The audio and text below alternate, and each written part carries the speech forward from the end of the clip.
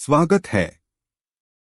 इतिहास के सुनहरे पन्नों की अनोखी यात्रा पर वीडियो पसंद आए तो वीडियो को लाइक करें और सब्सक्राइब करें। श्लोक -14 न कर्तृत्व न कर्माणि लोकस्य सृजति प्रभुः न कर्मफल संयोगन स्वभावस्तु प्रवर्तते। अनुवाद।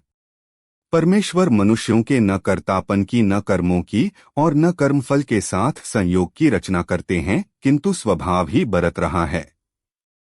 लोकमात्र के लिए प्रभु ईश्वर न कर्तृत्व न कर्म और न कर्मफल के संयोग को रचता है, परंतु प्रकृति सब कुछ करती है।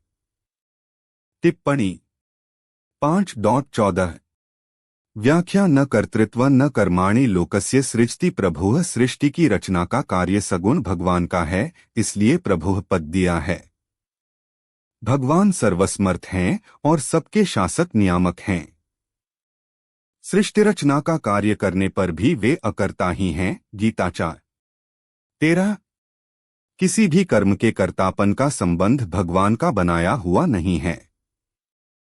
मनुष्य स्वयं ही कर्मों के कर्तापन की रचना करता है।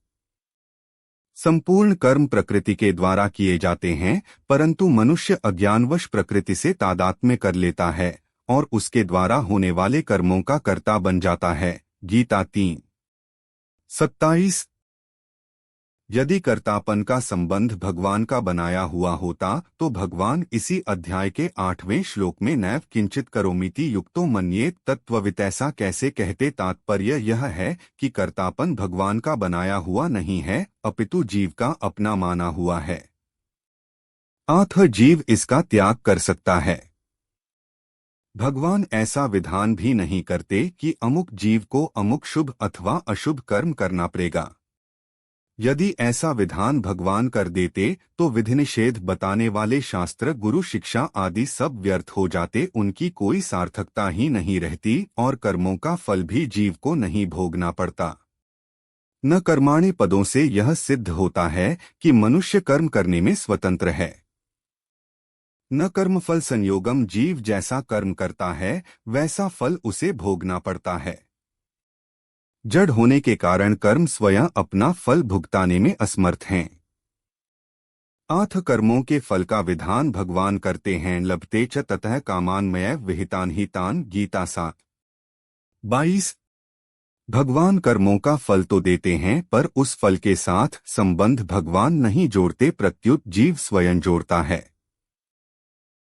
जीव अज्ञानवश कर्मों का कर्ता बनकर और कर्मफल में आसक्त होकर कर्मफल के साथ अपना संबंध जोड़ लेता है और इसी से सुखी दुखी होता है। यदि वह कर्मफल के साथ स्वयं अपना संबंध न जोड़े तो वह कर्मफल के संबंध से मुक्त रह सकता है। ऐसे कर्मफल से संबंध न जोड़ने वाले पुरुषों के लिए 18वें अध्याय के 12वें श्लोक में सन्यासी नाम पद आया है। उन्हें कर्मों का फल इस लोक या परलोक में कहीं नहीं मिलता। यदि कर्मफल का संबंध भगवान ने जोड़ा होता तो जीव कभी कर्मफल से मुक्त नहीं होता। दूसरे अध्याय के 47वें श्लोक में भगवान कहते हैं, मां कर्मफल हेतुर्भुः, अर्थात कर्मफल का हेतु भी मत बन। तात्पर्य हुआ कि सुखी दुखी होना अथवा न होना और कर्मफल का हेतु बनना अथवा न बनना मनुष्य के हाथ में है। यदि कर्मफल का संबंध भगवान का बनाया हुआ होता तो मनुष्य कभी सुख दुख में सम नहीं हो पाता और निष्काम भाव से कर्म भी नहीं कर पाता, जिसे करने की बात भगवान ने गीता में जगह जगह कही है, जैसे 4:20, 5, 12, 14, 24 आदि। शंका श्रुति में आता है कि भगवान जिसकी ऊर्ध्वगति करना चाहते हैं उससे तो शुभ कर्म करवाते हैं और जिसकी अधोगति करना चाहते हैं उससे अशुभ कर्म करवाते हैं। टिप्पणी पर 0301.1 जब भगवान ही शुभाशुभ कर्म करवाते हैं तो फिर भगवान किसी के कर्तृत्व कर्म और कर्मफल संयोग की रचना नहीं करते, ऐसा कहना तो श्रुति के साथ विरोध हुआ। समाधान वास्तव में श्रुति के उपर्युक्त कथन का तात्पर्य शुभाशुभ कर्म करवाकर मनुष्य की ऊर्ध्वगति और अधोगति करने में नहीं है, प्रत्युत प्रारब्ध के अनुसार कर्मफल भुगताकर उसे शुद्ध करने में है। टिप्पणी पर 0301.2 अर्थात मनुष्य शुभाशुभ कर्मों का फल जैसे भोग सके, भगवान कृपापूर्वक उसे कर्मबंधन से मुक्त करके अपना वास्तविक प्रेम प्रदान करने के लिए उसके प्रारब्ध के अनुसार वैसी ही परिस्थिति और बुद्धि बना देते हैं। जैसे जिस मनुष्य को प्रारब्ध के अनुसार धन की प्राप्ति होने वाली है, उसे व्यापार आदि में वैसी ही खरीदने आदि की प्रेरणा कर देते हैं, अर्थात उस समय उसकी वैसी ही बुद्धि बन जाती है। और जिसे प्रारब्ध के अनुसार हानि होने वाली है, उसे व्यापार आदि में वैसी ही प्रेरणा कर देते हैं। तात्पर्य यह है कि मनुष्य जिस प्रकार से अपने शुभाशुभ कर्मों का फल भोग सके, भगवत प्रेरणा से वैसी ही परिस्थिति और बुद्धि बन जाती है। यदि श्रुति का यही अर्थ लिया जाए कि भगवान जिसकी ऊर्ध्वगति और अधोगति करना चाहते हैं, उससे शुभ और अशुभ कर्म करवाते हैं, तो मनुष्य कर्म करने में सर्वथा पराधीन हो जाएगा और शास्त्रों, संत महात्माओं आदि का विधि निषेध, गुरु की शिक्षा आदि सभी व्यर्थ हो जाएंगे। अथ यहाँ श्रुति का तात्पर्य कर्मों का फल भुगताकर मनुष्य को शुद्ध करना ही है। स्वभावस्तु प्रवर्तते कर्तापन कर्म और कर्मफल का संबंध इन तीनों को मनुष्य अपने स्वभाव के वश में होकर करता है। यहाँ स्वभाव पद व्यष्टि प्रकृति आदत का वाचक है, जिसे स्वयं जीव ने बनाया है। जब तक स्वभाव में रागद्वेष रहते हैं, तब तक स्वभाव शुद्ध नहीं होता। जब तक स्वभाव शुद्ध नहीं होता, तब तक जीव स्वभाव के वशीभूत रहता है। तीसरे अध्याय के 33वें श्लोक में प्रकृति यान्ति भूतानि पदों से भगवान ने कहा है कि मनुष्यों को अपनी प्रकृति अर्थात स्वभाव के वशीभूत होकर कर्म करने पड़ते हैं। यही बात भगवान यहाँ तो स्वभाव प्रवर्तते पदों से कह रहे हैं। जब तक प्रकृति अर्थात स्वभाव से जीव का संबंध माना हुआ है, तब तक कर्तापन कर्म और कर्मफल के साथ संयोग इन तीनों में जीव की परतंत्रता बनी रहेगी, जो जीव की ही बनाई हुई है। उपर्युक्त पदों से भगवान यह कह रहे हैं कि कर्तृत्व कर्म और कर्मफल संयोग भोक्तृत्व तीनों जीव के अपने बनाए हुए हैं, इसलिए वह स्वयं इनका त्याग करके निर्लिप्तता अनुभव कर सकता है।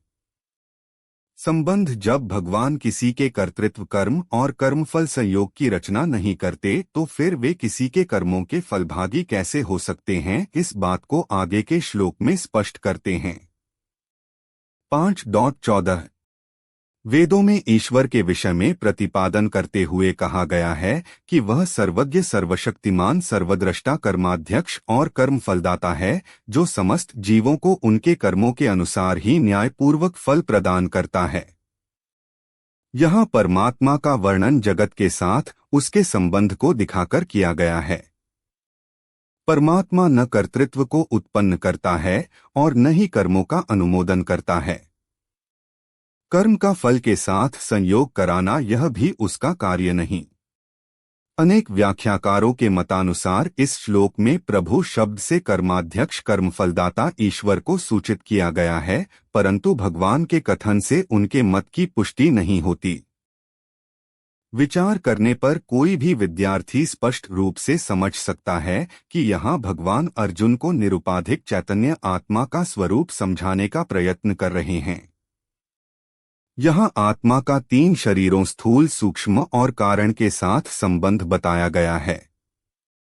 यदि श्री कृष्ण के कथन के अनुसार आत्मा का कर्तृत्व कर्म और कर्मफल संयोग से कोई संबंध नहीं है, तब हमारे जीवन का भी आत्मा के साथ कोई संबंध नहीं होना चाहिए, क्योंकि कर्तृत्वादि से भिन्न हमारे जीवन का अस्तित्व ही नहीं है। तथापि आत्मा के अभाव में किसी भी वस्तु का न अस्तित्व है और न क्रियारूप व्यापार। इसलिए आत्मा और अनात्मा के बीच किसी प्रकार का संबंध होना अनिवार्य है, और उस विचित्र संबंध रहित संबंध का वर्णन यहाँ किया गया है। यह तो सर्वविदित है कि मनुष्य की नाक अपनी जगह पर सुस्थिर रहती है। उसमें स्वेच्छा से अथवा अनिच्छा से गति नहीं होती। और फिर भी यदि कोई व्यक्ति जल में अपने मुख को देखते हुए यह पाए कि उसकी नाक किसी कील पर लटकी हुई वस्तु के समान हिल रही है, तब वह क्या सोचेगा? वह जानेगा कि नाक अपने स्थान पर सुस्थित है, तथापि जल में वह उसे हिलती दिखाई दे रही है। स्पष्ट है कि चेहरे के प्रतिबिंब की स्थिति जल की स्थिति पर निर्भर करती है। आत्मा में न कर्तृत्व है और न क्रिया, परंतु उपाधियों में व्यक्त आत्मा, जिसे जीव कहते हैं, के लिए कर्तृत्व, कर्म और फल संयोग प्राप्त हो जाते हैं। विद्युत स्वयं स्थिर शक्ति है। उसके उत्पादन के पश्चात उसका वितरण करने पर अनेक प्रकार के उपकरणों के माध्यम से वह अनेक रूपों में व्यक्त होती है। चैतन्य स्वरूप आत्मा भी जड़ उपाधियों से परिच्छिन्न सा हुआ कर्तृत्वादि को प्राप्त होता है। कर्मों का कर्ता और भोक्ता जीव है, आत्मा नहीं। स्वभाव अर्थात त्रिगुणात्मिका माया के संबंध से ही आत्मा में कर्तृत्व और भोक्तृत्वादि गुण प्रतीत होते हैं। पारमार्थिक दृष्टि से आत्मा प्रकृति के गुणों से सर्वथा निर्लिप्त ही है। भगवान कहते हैं, श्लोक 15, नादत्ते कस्यचित् पापं न चैव सुकृतं विभुः अज्ञानेनावृतं ज्ञान तेन मुह्यन्ति जन्तवः। अनुवाद: सर्वव्यापी परमात्मा न किसी के पाप कर्म को और न शुभ कर्म को ही ग्रहण करता है, किंतु अज्ञान से ज्ञान ढका हुआ है, उसी से सब जीव मोहित हो रहे हैं। विभु परमात्मा न किसी के पाप कर्म को और न पुण्य कर्म को ही ग्रहण करता है, किंतु अज्ञान से ज्ञान ढका हुआ है, इससे सब जीव मोहित होते हैं। टिप्पणी 5.15 व्याख्या: नादत्ते कस्यचित् पापं न चैव सुकृतं विभुः। पूर्व श्लोक में जिसको प्रभुः पद से कहा गया है, उसी परमात्मा को यहाँ विभुः पद से कहा गया है। कर्मफल का भागी होना दो प्रकार से होता है। जो कर्म करता है वह भी कर्मफल का भागी होता है, और जो दूसरे से कर्म करवाता है वह भी कर्मफल का भागी होता है। परंतु परमात्मा न तो किसी के कर्म को करने वाला है और न कर्म करवाने वाला ही है, अतः वह किसी के भी कर्म का फलभागी नहीं हो सकता। सूर्य संपूर्ण जगत को प्रकाश देता है और उस प्रकाश के अंतर्गत मनुष्य पाप और पुण्य कर्म करते हैं, परंतु उन कर्मों से सूर्य का किंचन मात्र भी संबंध नहीं है। इसी प्रकार परमात्म तत्व से प्रकृति सत्ता पाती है, अर्थात संपूर्ण संसार सत्ता पाता है। उसी की सत्ता पाकर प्रकृति और उसका कार्य संसार शरीरादि क्रियाएं करते हैं। उन शरीरादि से होने वाले पाप पुण्यों का परमात्म तत्व से किंचन मात्र भी संबंध नहीं है। कारण कि भगवान ने मनुष्य मात्र को स्वतंत्रता दे रखी है, अतः मनुष्य उन कर्मों का फलभागी अपने को भी मान सकता है और भगवान को भी मान सकता है, अर्थात संपूर्ण कर्मों और कर्मफलों को भगवान के अर्पण भी कर सकता है। जो भगवान की दी हुई स्वतंत्रता का दुरुपयोग करके कर्मों का कर्ता और भोक्ता अपने को मान लेता है, वह बंधन में पड़ जाता है। उसके कर्म और कर्मफल को भगवान ग्रहण नहीं करते। परंतु जो मनुष्य उस स्वतंत्रता का सदुपयोग करके कर्मों का कर्ता और भोक्ता अपने को मान लेता है, वह बंधन में पड़ जाता है। उसके कर्म और कर्मफल को भगवान ग्रहण नहीं करते। परंतु जो मनुष्य उस स्वतंत्रता का सदुपयोग करके कर्म और कर्मफल भगवान के अर्पण करता है, वह मुक्त हो जाता है। उसके कर्म और कर्मफल को भगवान ग्रहण करते हैं। जैसे 7वें अध्याय के 25वें श्लोक में सर्वस्य पद से और 26वें श्लोक में कश्चन पद से सामान्य मनुष्यों की बात कही गई है, ऐसे ही यहाँ कस्यचित् पद से अपने को कर्ता और भोक्ता मानकर कर्म करने वाले सामान्य मनुष्यों की बात कही गई है, न कि भक्तों की। कारण कि भावग्राही होने से भगवान भक्तों के द्वारा अर्पण किए हुए पत्र पुष्प आदि पदार्थों को और संपूर्ण कर्मों को ग्रहण करते हैं। गीता 9:2627। अज्ञानेनावृतं ज्ञानम स्वरूप का ज्ञान सभी मनुष्यों में स्वतः सिद्ध है, किंतु अज्ञान के द्वारा यह ज्ञान ढका हुआ है। उस अज्ञान के कारण जीव मूढ़ता को प्राप्त हो रहे हैं। अपने को कर्मों का कर्ता मानना मूढ़ता है। गीता 3:27। भगवान के द्वारा मनुष्य मात्र को विवेक दिया हुआ है, जिसके द्वारा इस मूढ़ता का नाश किया जा सकता है। इसलिए इस अध्याय के 8वें श्लोक में कहा गया है कि सांख्य योगी कभी भी अपने को किसी कर्म का कर्ता न माने, और 13वें श्लोक में कहा गया है कि संपूर्ण कर्मों के कर्तापन को विवेक पूर्वक मन से छोड़ दे। शरीरादि संपूर्ण पदार्थों में निरंतर परिवर्तन हो रहा है, स्वरूप में कभी कोई परिवर्तन नहीं होता। स्वरूप से अपरिवर्तनशील होने पर भी अपने को परिवर्तनशील पदार्थों से एक मान लेना अज्ञान है। शरीरादि सब पदार्थ बदल रहे हैं, ऐसा जिसे अनुभव है वह स्वयं कभी नहीं बदलता, इसलिए स्वयं के बदलने का अनुभव किसी को नहीं होता। मैं बदलने वाला नहीं हूँ, इस प्रकार परिवर्तनशील पदार्थों से अपनी असंगता का अनुभव कर लेने से अज्ञान मिट जाता है और तत्वज्ञान स्वतः प्रकाशित हो जाता है। कारण की प्रकृति के कार्य से अपना संबंध मानते रहने से ही तत्वज्ञान ढका रहता है। अज्ञान शब्द में जो न समास है वह ज्ञान के अभाव का वाचक नहीं है, प्रत्युत अल्पज्ञान अर्थात अधूरे ज्ञान का वाचक है। कारण कि ज्ञान का अभाव कभी होता ही नहीं, चाहे उसका अनुभव हो या न हो। इसलिए अधूरे ज्ञान को ही अज्ञान कहा जाता है। इंद्रियों का और बुद्धि का ज्ञान ही अधूरा ज्ञान है। इस अधूरे ज्ञान को महत्व देने से, इसके प्रभाव से प्रभावित होने से वास्तविक ज्ञान की ओर दृष्टि जाती ही नहीं। यही अज्ञान के द्वारा ज्ञान का आवृत होना है। इंद्रियों का ज्ञान सीमित है। इंद्रियों के ज्ञान की अपेक्षा बुद्धि का ज्ञान असीम है, परंतु बुद्धि का ज्ञान मन और इंद्रियों के ज्ञान जानने और न जानने को ही प्रकाशित करता है, अर्थात बुद्धि अपने विषय पदार्थों को ही प्रकाशित करती है। बुद्धि जिस प्रकृति का कार्य है और जिस बुद्धि का कारण प्रकृति है, उस प्रकृति को बुद्धि प्रकाशित नहीं करती। बुद्धि जब प्रकृति को भी प्रकाशित नहीं कर सकती, तब प्रकृति से अतीत जो चेतन तत्व है उसे कैसे प्रकाशित कर सकती है। इसलिए बुद्धि का ज्ञान अधूरा ज्ञान है। तेन मुह्यंती जंतवः, भगवान ने जंतवः पद देकर मानो मनुष्यों की ताड़ना की है कि जो मनुष्य अपने विवेक को महत्व नहीं देते वे वास्तव में जंतु अर्थात पशु ही हैं। टिप्पणी पशून्य 303, क्योंकि उनके और पशुओं के ज्ञान में कोई अंतर नहीं है। आकृति मात्र से कोई मनुष्य नहीं होता। मनुष्य वही है जो अपने विवेक को महत्व देता है। इंद्रियों के द्वारा भोग तो पशु भी भोगते हैं, पर उन भोगों को भोगना मनुष्य जीवन का लक्ष्य नहीं है। मनुष्य जीवन का लक्ष्य सुख दुख से रहित तत्व को प्राप्त करना है। जिनको अपने कर्तव्य और अकर्तव्य का ठीक ठीक ज्ञान है वे मनुष्य साधक कहलाने योग्य हैं। अपने को कर्मों का कर्ता मान लेना तथा कर्मफल में हेतु बनकर सुखी दुखी होना ही अज्ञान से मोहित होना है। पाप पुण्य हमें करने पड़ते हैं, इनसे हम कैसे छूट सकते हैं। सुखी दुखी होना हमारे कर्मों का फल है, इनसे हम अतीत कैसे हो सकते हैं। इस प्रकार की धारणा बना लेना ही अज्ञान से मोहित होना है। जीव स्वरूप से अकर्ता तथा सुख दुख से रहित है। केवल अपनी मूर्खता के कारण वह कर्ता बन जाता है और कर्मफल के साथ संबंध जोड़कर सुखी दुखी होता है। इस मूर्खता अज्ञान को ही यहाँ तेन पद से कहा गया है।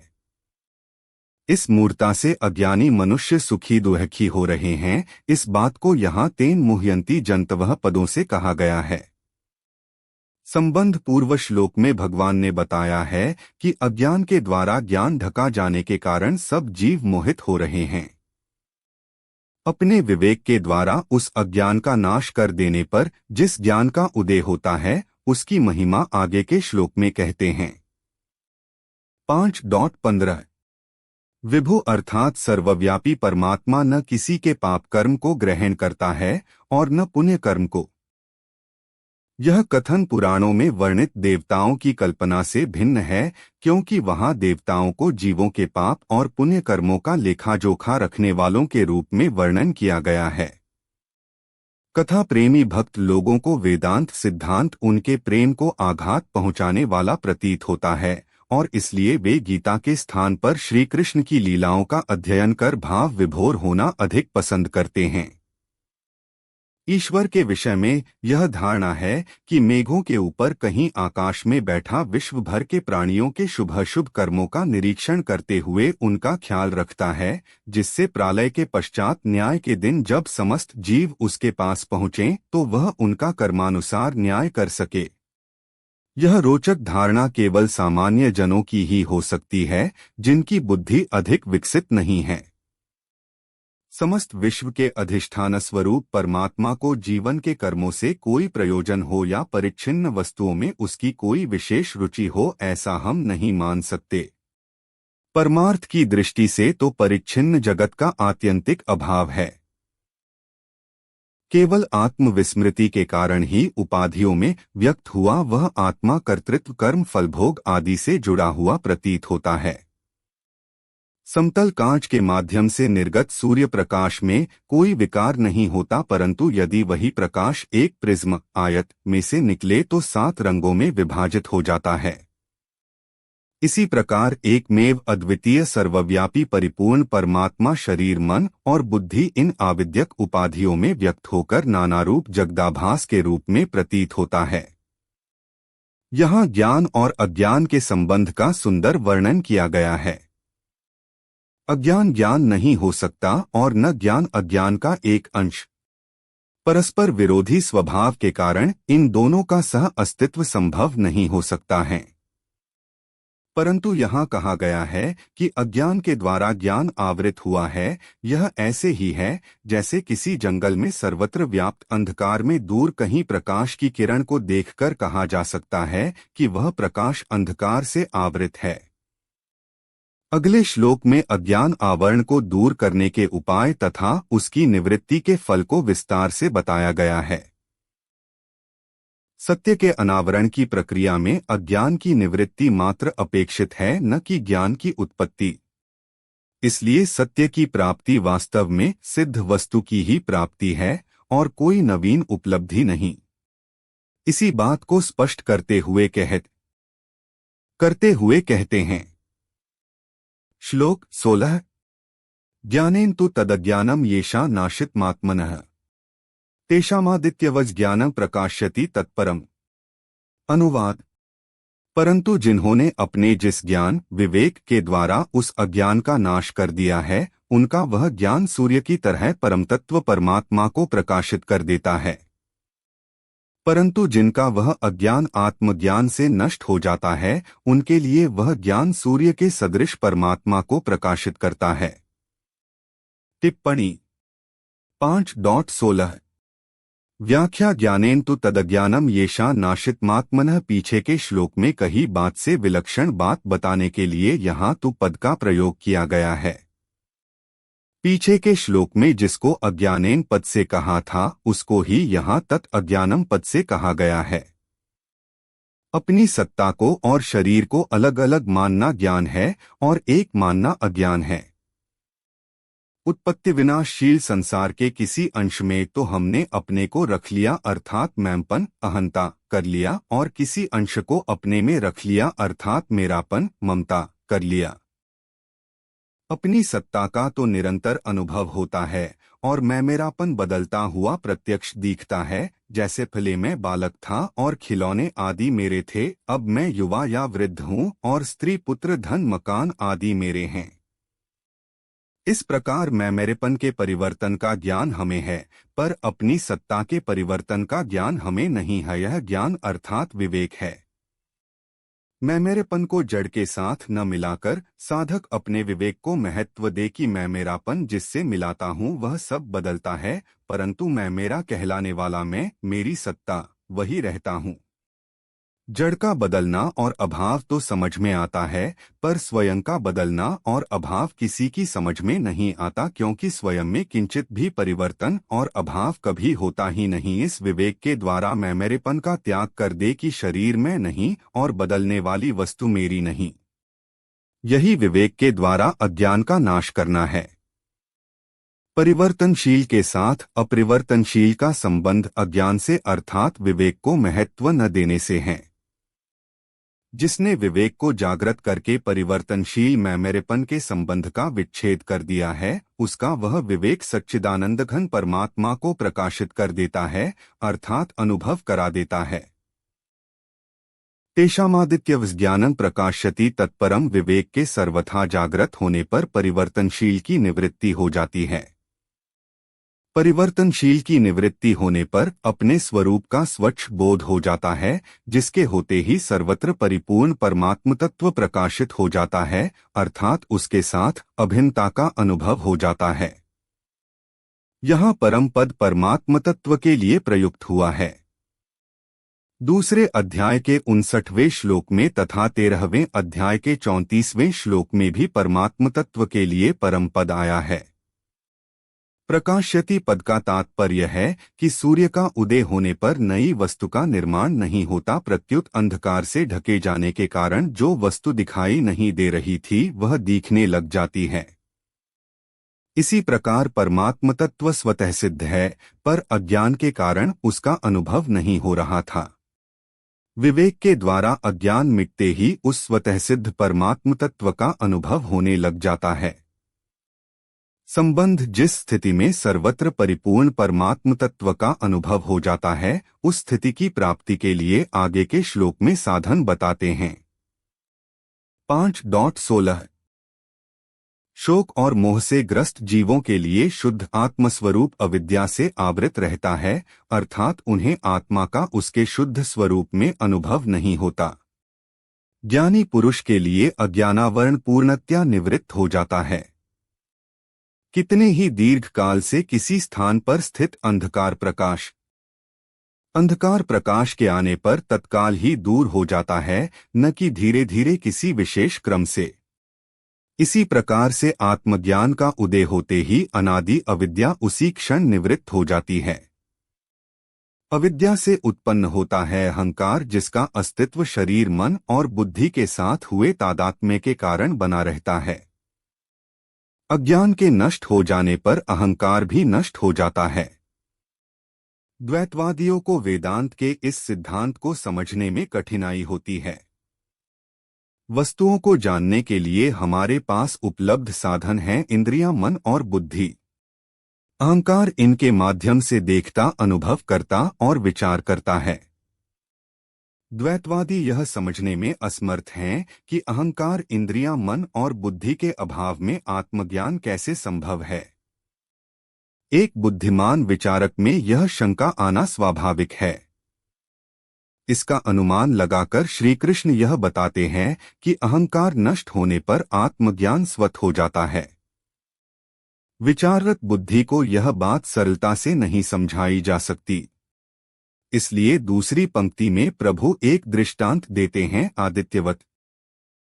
हम सबका सामान्य अनुभव है कि प्रावृत ऋतु में कई दिनों तक सूर्य नहीं दिखाई देता और हम जल्दी में कह देते हैं कि सूर्य बादलों से ढक गया है।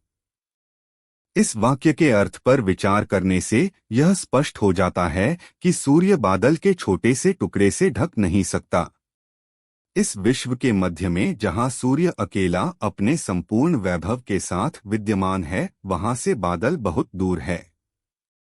पृथ्वी तल पर खड़ा छोटा सा मनुष्य अपनी बिंदु मात्र आंखों से देखता है कि बादल की एक टुकड़ी ने दैदीप्यमान आदित्य को ढक लिया है। यदि हम अपनी छोटी सी उंगली अपने नेत्र के सामने निकट ही लगा लें तो विशाल पर्वत भी ढक सकता है। इसी प्रकार जीव जब आत्मा पर दृष्टि डालता है तो उस अनंत आत्मा को अविद्या से आवृत पाता है। यह अविद्या सत्स्वरूप आत्मा में नहीं है, जैसे बादल सूर्य में कदापि नहीं है। अनंत सत की तुलना में सीमित अविद्या बहुत ही तुच्छ है। किंतु आत्मस्वरूप की विस्मृति हमारे हृदय में उत्पन्न होकर अहंकार में यह मिथ्या धारणा उत्पन्न करती है कि आध्यात्मिक सत अविद्या से प्रच्छन्न है। इस अज्ञान के नष्ट होने पर आत्मतत्व प्रकट हो जाता है, जैसे मेघपट हटते ही सूर्य प्रकट हो जाता है। सूर्य को देखने के लिए किसी अन्य प्रकाश की आवश्यकता नहीं है। आत्मानुभव के लिए भी किसी अन्य अनुभव की अपेक्षा नहीं है। वह चित स्वरूप है। चित्त की चेतना के लिए किसी दूसरे चैतन्य की अपेक्षा नहीं है। ज्ञान का अंतर्निहित तत्व चेतना ही है। अत अहंकार आत्मा को पाकर आत्मा ही हो जाता है। स्वप्न से जागने पर स्वप्न दृष्टा अपनी स्वप्नावस्था से मुक्त होकर जागृत पुरुष बन जाता है। वह जागृत पुरुष को कभी भिन्न विषय के रूप में न देखता है और न अनुभव करता है, बल्कि वह स्वयं ही जागृत पुरुष बन जाता है। ठीक इसी प्रकार अहंकार भी अज्ञान से ऊपर उठकर स्वयं आत्मस्वरूप के साथ एक रूप हो जाता है। अहंकार और आत्मा का संबंध तथा आत्मानुभूति की प्रक्रिया का बड़ा ही सुंदर वर्णन सूर्य के दृष्टांत द्वारा किया गया है, जिसके लक्ष्यार्थ पर सभी साधकों को मनन करना चाहिए। आत्मनिष्ठ पुरुष सदा के लिए जन्म मरण के चक्र से मुक्त हो जाता है। भगवान कहते हैं, वीडियो पसंद आया हो तो चैनल को सब्सक्राइब करें और वीडियो को लाइक करें।